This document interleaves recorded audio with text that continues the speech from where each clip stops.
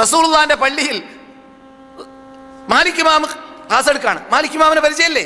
മാലിക് ഇമാമിന്റെ പേര് പുതുമുഖങ്ങൾക്ക് പഠിക്കാൻ വേണ്ടി ഇമാമു ദാറുൽ ഹിജ്റ. എപ്പോഴെങ്കിലും ചോദിച്ചാൽ മറുപടി പറഞ്ഞോളി, ഇത് സമ്മാനം കിട്ടും. ഇമാമു ദാരിൽ ഹിജ്റ, റസൂലുള്ളാഹി ഹിജ്റ പോയ നാട്ടിന്റെ ഇമാമു. ലാ യുഫ്താ, അന്ന് അറബികൾ പറയാറുള്ള വാക്ക് ലാ യുഫ്താ വ മാലിക്കും ഫിൽ മദീന. മാലിക് മദീനയിൽ ജീവിച്ചിരിപ്പുണ്ടെങ്കിൽ വേറെ ആർക്കും ഫത്വ കൊടുക്കാനുള്ള അധികാരമില്ല. ആരും വേറെ ആളുടെ ഫത്വ ചോദിക്കൂല. അതാണ് മാലിക്. ഇവിടുത്തെ ഇമാം, ഇവിടുത്തെ ഖത്തീബ്, ഇവിടുത്തെ മുദർരിസ്, ഇവിടുത്തെ എല്ലാം ആയിരുന്നതായ ഇമാം മാലിക്. മാലിക്കിന്റെ സദസ്സിൽ വെച്ചിട്ട് ഒരാൾ ചോദിച്ചു, അല്ലാഹ് അർശിന്റെ മീതെ മുസ്തവിയാണ് എന്ന വാക്കിന്റെ അർത്ഥം എന്താണ്? അദ്ദേഹത്തിന്റെ മുഖം പകർച്ചയായി. ഒറിജിനൽ അഹ്ലുസ് സുന്നത്ത് ജമാഅത്തിന്റെ ആശയാദർശം ഉൾക്കൊള്ളുന്നവരുടെ ശൈലി കാണുക. അദ്ദേഹത്തിന്റെ മുഖം ചേഞ്ചായി. മാലിക് ഇമാമിന്റെ മുഖം ചേഞ്ചായി. പറയുന്നു, അൽ ഇസ്തിവാ മഅലൂം.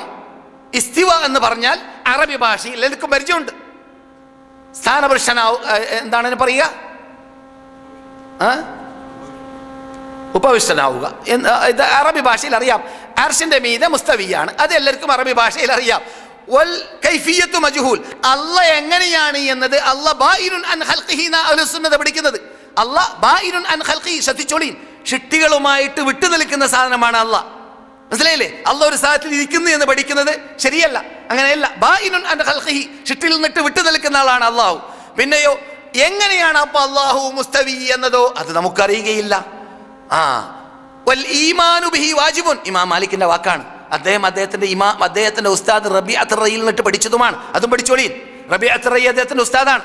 അദ്ദേഹത്തിന്റെ ഉസ്താദിന് പഠിച്ചതായ ഭാഗമാണ്. അദ്ദേഹത്തിന്റെ ഹിസ്റ്ററി ഈ സാധു പരിശോധിച്ചപ്പോൾ 25 വള്ളിയുമുള്ള സിയർ അലാമുൻ നുബല എന്ന പുസ്തകത്തിൽ അദ്ദേഹത്തിന്റെ പദമായിട്ട് കാണാൻ സാധിച്ചിട്ടുണ്ട്. ഈ പദം നമുക്ക് എത്തിയത് സഹീഹ റിപ്പോർട്ടിലൂടെ ഇമാം മാലിക്കിന്റെ വാക്കാണ്. ഇമാം മാലിക് പറയുന്നു, വൽ ഈമാനു ബിഹി വാജിബുൻ. ഇങ്ങനെ അല്ലാഹ് അർശിന്റെ മീതെ മുസ്തവിയാണ് എന്ന് പലപ്പോഴും റബ്ബ് തന്നെ ഖുർആനിൽ മടക്കി പറഞ്ഞതുകൊണ്ട് തഅ്വീലില്ലാതെ അതിനെ നമ്മുടെ ഇഷ്ടാനുസരണം മനസ്സിലാക്കാതെ ഇത് അല്ലാഹ് പറഞ്ഞതുപോലെ വിശ്വസിക്കൽ നമ്മുടെ ബാധ്യതയാണ്. ഈ വാക്ക് ഇമാം ഷാഫി വേറെ ശൈലിയിൽ പറഞ്ഞിട്ടുണ്ട്. നമ്മുടെ ബാധ്യതയാണ് അങ്ങനെ തന്നെ വിശ്വസിക്കുക, കണ്ണടച്ചിട്ട് സ്വീകരിക്കുക. അല്ലാഹ് പറഞ്ഞതിനെ നമ്മുടെ ഇഷ്ടാനുസരണം തഅ്വീൽ ചെയ്യാൻ നിൽക്കരുത്. വൽ ഈമാനു ബിഹി വാജിബുൻ. എന്നിട്ട് പിന്നെ മൂപ്പർക്ക് ശിക്ഷ ഈ ചോദിച്ച ആൾക്ക്. വസ്സുആലു അൻഹു ബിദ്അ.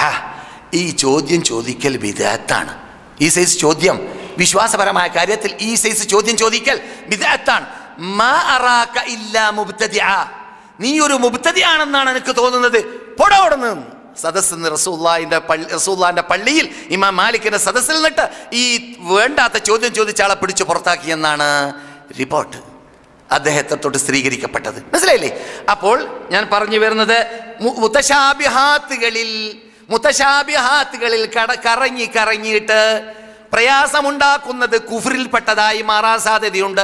അത് ഫിത്നയാണ്. മനസ്സിലാക്കി?